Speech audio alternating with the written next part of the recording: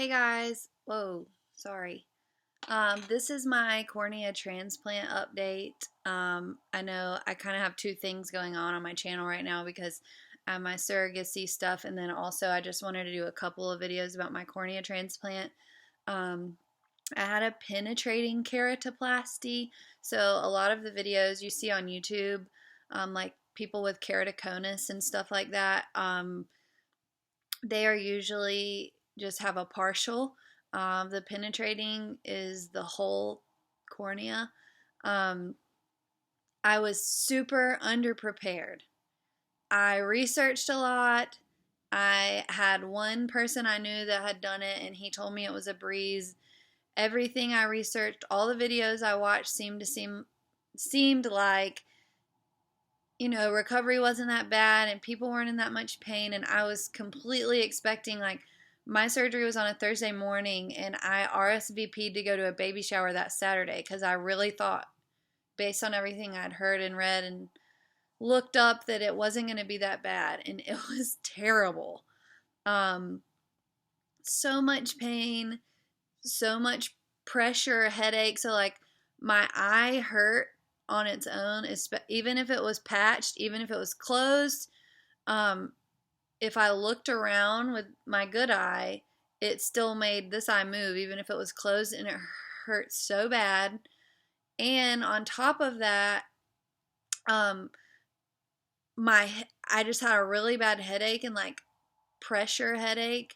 And they say that's from the machine they use to do the laser cutter or whatever. But I had that headache for like a week. So I think it's just because your eye hurts. Um, it was really gross. I had like this whole side of my eye was just completely blood. Um, oh my God, it hurts so bad. It still is really light sensitive, which is why it automatically like looks smaller and closed. But I'm doing much better. I wear glasses that aren't even real.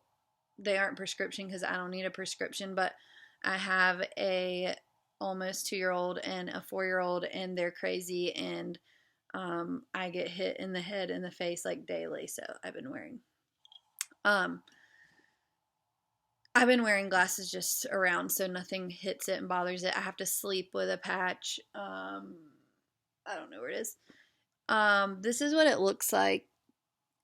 Um, I don't know if you can tell, but like the light reflects in the stitches and it's still red. But I used to have the cloud right in the middle of it, and I don't have the cloud anymore. And now it just kind of looks like I have pink eye or something. Not as bad as it was. But please, please, please, if anyone is on here on YouTube researching corneal transplants because you're about to have one, please ask me any questions you have because I felt super underprepared and really like I just wish I would have talked to someone beforehand of how it was all going to go. Like videos I watch on here talk about people just taking Tylenol. No, my surgery was at 8 a.m. I was home by noon, and at 2 o'clock I was screaming, crying at my husband to call and get painkillers because I like couldn't. I was like, I cannot handle this. Tylenol is not going to cut it. Um, and that was bad because I was like crying because it hurt so bad, but then crying like really irritated it, and it was just bad. So any questions, like, I'm not saying I wouldn't have done it because I really think it was worth it. I think my vision was already so much better. My vision since I was 9 years old has been 2500 in that eye. And on my 4 days after surgery, I was reading the 2080 line. What? I don't even know what that's like. I haven't seen that well since I was 8 years old. So when I went back this past Monday, which was the 10-day mark, I was reading the 2100 line, and I was kind of frustrated. Why can't I see the 2080 line? Because I saw it before. And he said just with the way the stitches are and the way that it's kind of trying to like fit my eye, that it ebbs and flows. So some days I might be able to see better than others. He said it can even vary by the hour. So he said after like 6 months is when I'll really be able to tell how much better I can see. Um, I have to take the drops 4 times a day for 3 months. And then because of what I had that originally attacked my eye, which was the herpes zoster virus, I have to put this antibiotic ointment in it at night. But other than that, other than how hard and stressful and crappy it's been, I'm finally on the up and up now. Tomorrow morning will be 2 weeks exactly since my surgery.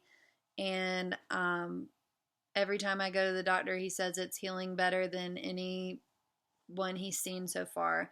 Granted, a lot of his patients are a lot older than me. I'll be 30 this year. But anyways, he says it's wonderful, it's healing, keep up my medicine, and it'll only get better from here. So I'm hoping throughout the next couple of weeks it gets less light sensitive and it opens more, because I can't open it that good, and it gets wider because right now it's so red. But anyways, yeah, I just wanted to give an update on it. Please ask me if you have any questions, and good luck if you're planning on having this surgery yourself.